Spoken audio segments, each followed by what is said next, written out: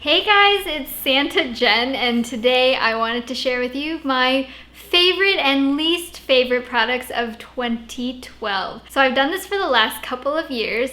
This is my annual naughty and nice list. So let's go ahead and just get started with my naughty list. So this is a bottle of Wen conditioner. Sorry, it's kind of gross because it's been in the shower. It's not the Wen conditioner that is the naughty list necessarily, but I actually tried out the drugstore version that's like the Wen ripoff, and I don't still have the bottle because I got rid of it, but I just wanted to show you because the bottles are like really similar, the pumps look really similar, and on the tag it says, if you like Wen, you will also like this. So I was like, this is cheaper, and if there's a good drugstore dupe, then I want to tell people about it. So I tried it out. Sure enough, it sucks.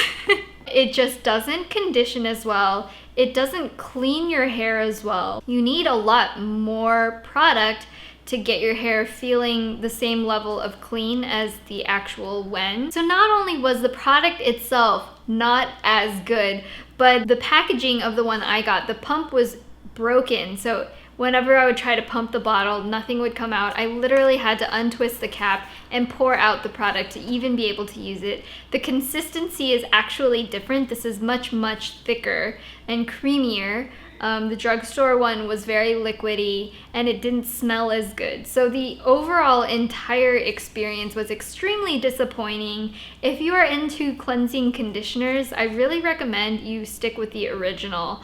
Again, it's not like I use cleansing conditioners exclusively. I use it once in a while, and I do like it. It's just kind of expensive. Regular Wen, not necessarily on my love list either, but do not try the knockoff version because you will be disappointed.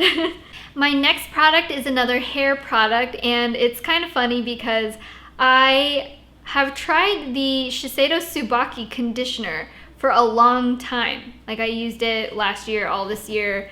I decided to pick up this shampoo so I could have a matching set of the shampoo and conditioner, and I'm actually kind of disappointed in this shampoo. It just doesn't seem to clean my hair as well as other products, and even if I use a lot of it, my hair just doesn't stay clean for as long as when I use other shampoos. So it's not like there's anything necessarily wrong with it. It's probably just my hair type is a little bit more oily than other people's. If you have dry hair, you might really, really love this. But I tried out the red bottle kind, which is just a more normal kind. It's not like the super, super hydrating, but it has Tsubaki oil in it. For being a little bit more expensive than drugstore shampoos, I wasn't impressed with it pretty much at all. I'm not going to repurchase it. I do love the conditioner and will repurchase that. The shampoo, not as good. The next product I wanted to talk about is a product that I initially really enjoyed, and the more I used it, the less I enjoyed it, and it's the JuJu Aquamoist Hyaluronic Acid Essence. So hyaluronic acid is an ingredient that draws in moisture from the environment or things surrounding it and kind of holds it in. So skincare products that have hyaluronic acid will actually keep your skin moist for longer, especially if you layer a moisturizer on top of it. So that's what I was thinking with this. I did talk about this in skincare videos before because I did like it, but the unfortunate thing is the more that I used it, the more I realized it wasn't really doing what it's supposed to do. It didn't make my skin more hydrated. It didn't really seem to make any difference in my skincare. So I would say skip this, and the thing that I would say get in its place is the Estee Lauder Advanced Night Repair. That serum is awesome. It works really well for my skin and keeps it very hydrated. I can see a difference within a day. This one could not see a difference even after using it several times. The next item on my naughty list I don't actually still have because I didn't like it, so as soon as I tried it, I kind of tossed it, and that is the Milani Stick Concealer. I used it in my $20 makeup drugstore tutorial, which I will tell you guys, it is not easy for those of you who were giving me a hard time about using just e.l.f. products. It's just really not easy to find everything you need at the drugstore at the lowest end of the drugstore. Don't get me wrong, a lot of those products are really excellent, but you would be surprised. Some of the excellent ones run $3 or $4 versus $1 or $2. And that makes a huge difference when you want to do a whole look for $20. So anyway, I picked up this Milani Stick Concealer because I thought, oh, well, it can work as a concealer. I can sheer it out as foundation and just kind of make it work to cover my skin.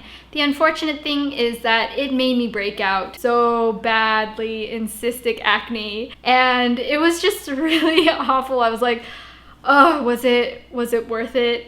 I should have probably just used some kind of powder and not had as much coverage, because for doing one tutorial, getting cystic acne all over because I tried a new product, it just goes to show you that some of us out there have really sensitive skin and there are products that just don't work. So I don't have the product. I will link the video if you would like to see what I'm talking about. It just didn't work with my skin. So that's definitely a huge naughty list. Finally, my last product is another skincare product that I actually tried recently. It is the First Aid Beauty Ultra Repair Cream. I initially went to Sephora trying to pick up the Clinique Moisture Surge Intense Moisturizer. I was going to exchange it because mine smelled funny, and the Sephora lady, she recommended this instead and said, oh, it's really great for those with sensitive skin, and if you have eczema or any of those kinds of problems, a lot of people really like it for that. It's unscented, super thick cream, and I thought, oh, well, it's kind of like Vanna cream. Maybe I'll like it. Did not like it. It's not even oil-free, but it's not hydrating enough for my skin. Every time I used it, I just felt like it didn't do anything positive for my skin. Made my skin a lot more flakier, and I could see more fine lines and wrinkles, which that's kind of scary. So I did not like this. I'm going to return it as soon as the holidays are over so I don't have to fight through the masses. So for the good part, now that the bad part is done, I hate doing the naughty list thing because it's just all those memories of products that didn't work out is very disappointing. I'm sure most of these things you will recognize because they have been my go-to HG favorites all year long. To start off, I'm going to be talking about my Urban Decay Cannonball Mascara. I have been loving this. I know I used to say, oh, I like this for, kind of medium end. For lower end, try out CoverGirl Lash Exact Waterproof Mascara. I pulled out my Lash Exact again and tried it intermittently because this is kind of a little bit more expensive. It's like $20, which is pricey for a mascara. I was really disappointed, and I think it's just because I've gotten so used to how easy it is to use this one. It makes them a lot thicker and longer. I don't have to put on a billion coats or wait for it to thicken up. The CoverGirl was a little bit flimsy. I mean, it holds lash curl. So if your main thing is that you need a mascara that holds your lash curl and you don't want to spend more than $6 or $7, definitely try out the CoverGirl. This is way better. I've been using it way too much. You guys are probably sick of me talking about this mascara, but it's wonderful for Asian lashes that point straight down, holds up my curl all day, makes them look a lot fuller. In fact, I even go several days just wearing this and not a whole lot else because I feel like it really emphasizes my lashes enough that I don't need a lot of other heavy makeup. The next product I wanted to talk about, you guys are probably sick of it because this has been consistently a yearly favorite for years. It's my Urban Decay Naked Palette, and not the Naked 2 palette, the original Naked palette.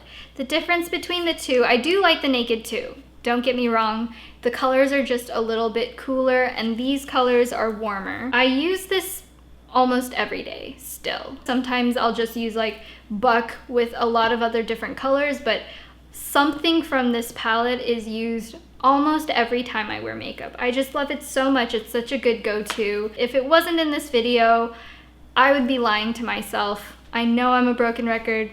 It's just the best, just get it.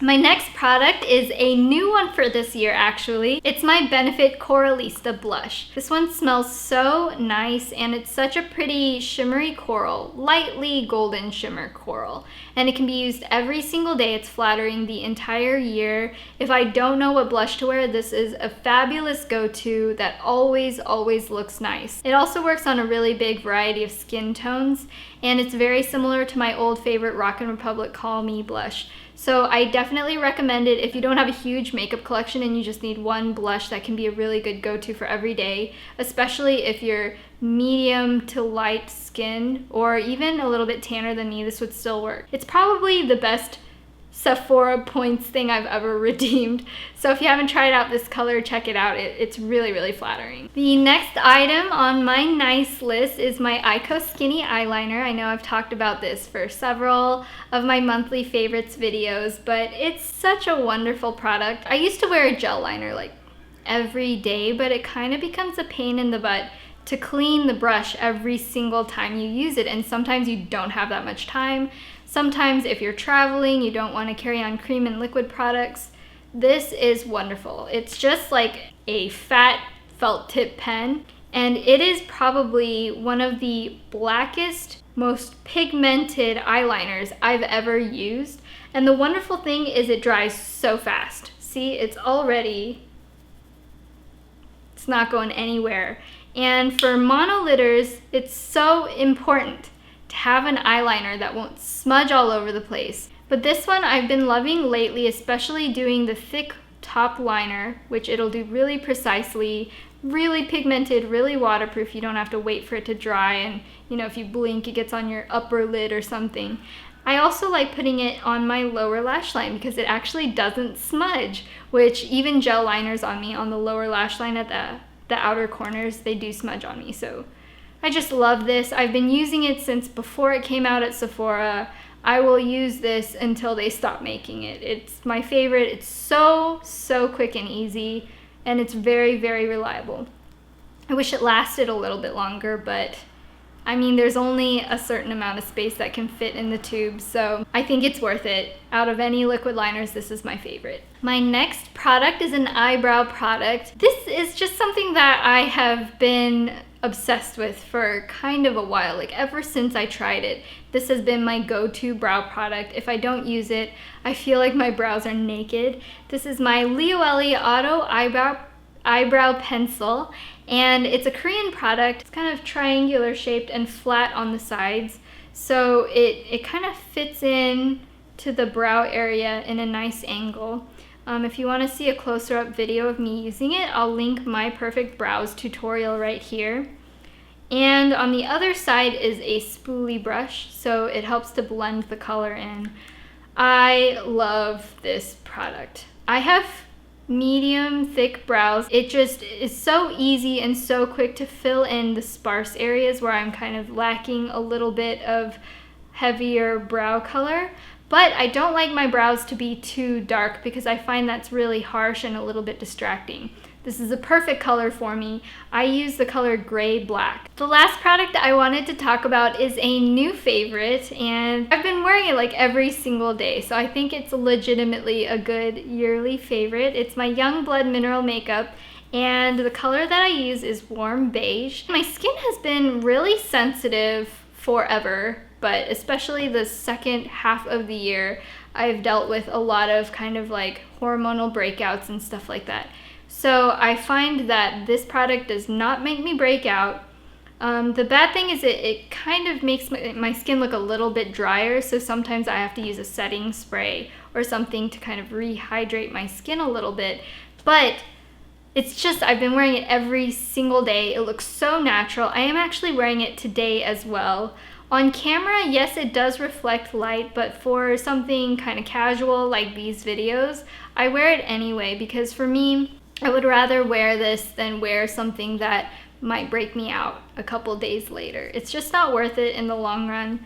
I've been really liking how pure and unirritating mineral makeup is. So it's a new favorite that was also an old favorite several years ago. So if you guys have sensitive skin and you can't find a foundation that works for you, definitely try mineral makeup. I really do enjoy Youngblood a lot. And I'm going to definitely repurchase this when I run out. So I guess that's about it for my naughty and nice list for 2012. I hope you enjoyed it, and definitely, it doesn't matter if Christmas has come and gone, definitely leave a video response of your yearly favorites to this video. It can be just a yearly beauty favorites thing or go ahead and do the naughty nice list as well. I would love to see what your favorites are, so leave a response down below or even just in the comments. Thank you guys so much for watching. I hope you've had such an amazing year. I have so many things that I'm excited for next year and a lot of new types of videos that hopefully are going to be brand new projects that I hope you guys will like too. But anyway, Merry Christmas and Happy Holidays. This is Jen and I will talk to you guys very soon, maybe even next year. We'll see. I'll talk to you guys later. Bye. So let's just get into it. That was weird.